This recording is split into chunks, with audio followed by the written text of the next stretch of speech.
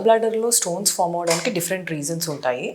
దీంట్లో మనకి మోస్ట్ కామన్గా ఫామ్ అయ్యే stones cholesterol stones and mixed stones అంటాము.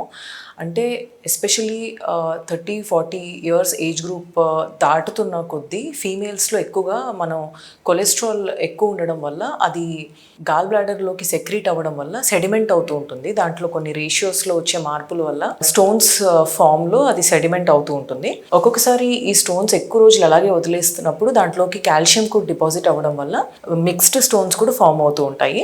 సో ఈ రెండు మోస్ట్ కామన్గా చూసే స్టోన్స్.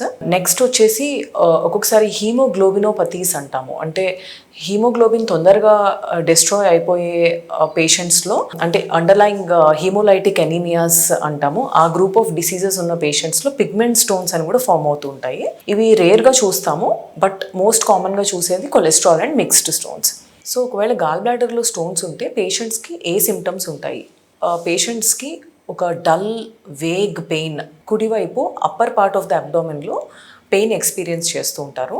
సో ఈ పెయిన్ ఎప్పుడు కూడా అంత సివియర్గా కాకుండా కొంచెం dull type of pain, food తిన్న తర్వాత కొంచెం పెయిన్ ఎక్కువ అవ్వడము, గ్యాసీగా ఫీల్ అవ్వడము, అబ్డామిన్లో బ్లోటింగ్ సెన్సేషన్ ఉండడము, అండ్ తిన్న తర్వాత సరిగ్గా అరగకపోవడము, త్రేన్ పుల్లాగా రావడము, ఇలాంటి సిమ్టమ్స్తో కూడా ప్రెజెంట్ అవుతుంటారు. రేర్గా ఈ స్టోన్స్ ఒక్కొక్కసారి సైలెంట్గా కూడా ఉంటుంటాయి. అంటే దానివల్ల అప్పటి వరకు పేషెంట్కి ఎలాంటి సిమ్టమ్స్ లేకుండా ఏసిమ్టమాటిక్ గాల్ స్టోన్స్ అని అంటుంటాము. వేరే ఏదైనా పర్పస్ కోసం అబ్డామిన్కి స్కాన్ చేసినప్పుడు, లేకపోతే రొటీన్స్ టెస్ట్లు చేసుకున్నప్పుడు ఇలాంటి స్టోన్స్ బయటపడుతూ ఉంటాయి. వీటిని సైలెంట్ ఆర్ ఏసిమ్టమాటిక్ స్టోన్స్ అంటాము. అప్పుడప్పుడు పేషెంట్స్కి ఈ స్టోన్స్ వల్ల గాల్ బ్లాడర్లో ఇన్ఫెక్షన్ రావడం వల్ల అక్యూట్ స్టేజ్లో కూడా ప్రెజెంట్ అవుతుంటారు. దీన్ని అక్యూట్ కోలిసిస్టైటిస్ అంటాము. దీంట్లో పేషెంట్కి సివియర్ పెయిన్, వామిటింగ్, అప్పుడప్పుడు ఫీవర్ రావడము, అబ్డామిన్ని చెక్ చేసినప్పుడు చాలా టెండర్నెస్ ఉండడము, ఇలా ఒక టాక్సిక్ స్టేట్లో కూడా ప్రెజెంట్ అవుతూ ఉంటారు. దీన్ని అక్యూట్ కోలిసిస్టైటిస్ అంటాము. ఒక్కొక్కసారి ఏదన్నా హెవీ ఫ్యాటీ మీల్ తిన్నప్పుడు కూడా ఇలా అక్యూట్ కోలిసిస్టైటిస్లోకి వెళ్తూ ఉంటుంది. So these are the various patient with gall stones presents to us.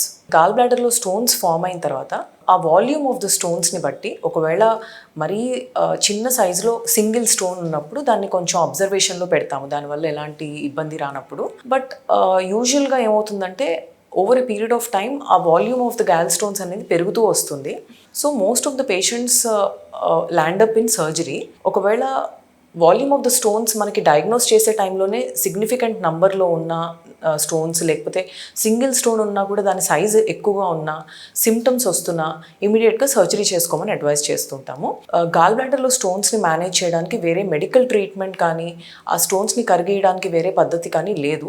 Unlike the kidney స్టోన్స్కి కొన్ని వేరే మెథడ్స్ ద్వారా దాన్ని షాక్ వేవ్స్ ఇచ్చి వాటిని డిజాల్వ్ చేయడము, అలాంటి పద్ధతులు ఉన్నాయి.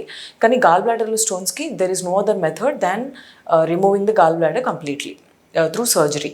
అసలు లాప్రోస్కోపిక్ కోలిసిస్టెక్టమీ అంటే ఏంటి అంటే, గాల్ బ్లాడర్ని రిమూవ్ చేయడానికి మినిమల్ యాక్సెస్ ద్వారా చిన్న చిన్న హోల్స్ పెట్టి కెమెరాని పాస్ చేసి మినిమల్ యాక్సెస్ సర్జరీ ద్వారా గాల్ బ్లాడర్ని పూర్తిగా తీసేయడాన్ని లాప్రోస్కోపిక్ కోలిసిస్టెక్టమీ అంటాం.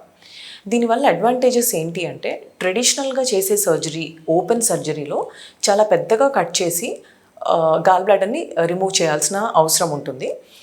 దీనివల్ల పేషెంట్ సర్జరీ అయిన తర్వాత ఎర్లీగా రికవర్ అవ్వడానికి పాసిబిలిటీ ఉండదు. ఎక్కువ రోజులు రెస్ట్ తీసుకోవాల్సిన అవసరం ఉంటుంది. ఒక్కొక్కసారి సర్జరీ అయిన తర్వాత సివియర్ పెయిన్ వల్ల లంగ్స్లో కూడా కొలాప్స్ అవ్వడము, లంగ్స్లో ఇన్ఫెక్షన్ రావడము, ఇలాంటి కాంప్లికేషన్స్, పోస్ట్ ఆపరేటివ్ కాంప్లికేషన్స్ కూడా ఎక్కువగా ఉంటాయి. అదే లాప్రోస్కోపీ ద్వారా చేయడం వల్ల పేషెంట్ సర్జరీ అయిన అదే రోజు ఈవినింగ్ కల్లా he can walk around and next డేకి రొటీన్ డే టు డే యాక్టివిటీస్కి రెజ్యూమ్ అవ్వచ్చు. 24 to 48 అవర్స్ లోపల పేషెంట్ని డిశ్చార్జ్ కూడా చేస్తుంటాము. Within 4 to 5 days patient can resume to their work also. So these are the advantages of doing laparoscopic cholecystectomy. అన్ని సర్జరీస్కి ఉన్నట్టే కోలిసిస్టెక్టమీ కూడా కొన్ని కాంప్లికేషన్స్ ఉంటాయి. దీంట్లో మెయిన్గా చూసే కాంప్లికేషన్స్ బ్లీడింగ్ ఎక్కువ అవ్వడము, సర్జరీ చేసే టైంలో చుట్టుపక్కల ఉండే మేజర్ స్ట్రక్చర్స్కి ఇంజురీ అవ్వడము, మోస్ట్ కామన్గా డియోడినమ్ అంటే చిన్న పేగులో ఒక పార్ట్కి కానివ్వండి, గాల్ బ్లాడర్ నుంచి బైల్ని కిందకి పేగులోకి తీసుకెళ్లే ఒక సిబిడి, కామన్ బైల్ డక్ట్ అంటాము, ఒక ట్యూబ్ లాంటిది, దానికి ఇంజురీ అవ్వడం కానివ్వండి, ఇలాంటి కాంప్లికేషన్స్ రేర్గా చూస్తుంటాము. ఏ సర్జరీలోనైనా కాంప్లికేషన్స్ ఉన్నట్లు దీంట్లో కూడా ఉంటాయి.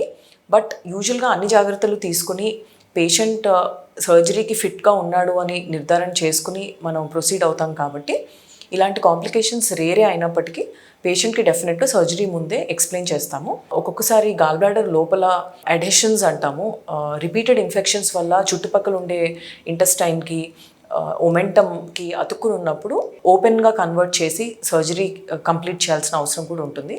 ఒక్కొక్కసారి గాల్ బ్లాడర్ని పూర్తిగా రిమూవ్ చేయలేకపోయినప్పుడు సబ్టోటల్ కోలిసిస్టెక్టమీ అని major part of the gall బ్లాడర్ని రిమూవ్ చేసి మిగిలిన దాన్ని అలాగే వదిలేయాల్సిన అవసరం కూడా వస్తుంటుంది. సో ఇవి కామన్గా చూసే కాంప్లికేషన్స్.